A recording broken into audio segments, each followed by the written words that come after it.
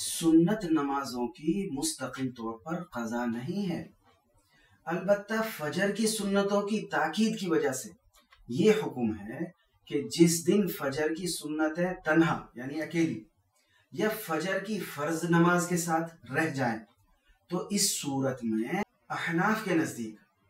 سورج نکلنے کے بعد پڑھ سکتے ہیں۔ ترمذی شریف کی حدیث ہے، اللہ کے نبی صلی اللہ علیہ وسلم نے فرمایا جس کی فجر کی 2 رکعت سنت چھوٹ جائیں ان کو سورج نکلنے کے بعد پڑھا جائے،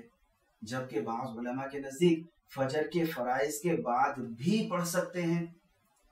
وہ یہ حدیث بیان کرتے ہیں، یہ حدیث دلیل میں پیش کرتے ہیں۔ وہ حدیث یہ ہے، حضرت قیس رضی اللہ عنہ یہ فرماتے ہیں میں نے اللہ کے نبی صلی اللہ علیہ وسلم کے ساتھ فجر کی نماز پڑھی، نماز کے بعد میں سنت پڑھنے لگا، آپ نے فرمایا قیس رکو،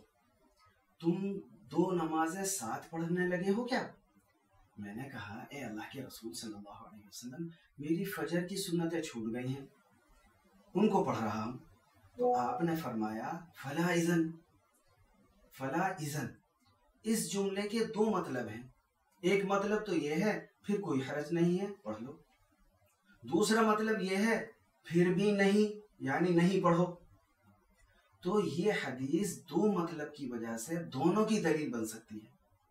لیکن جائز نہ ہونے والا مطلب زیادہ ٹھیک لگتا ہے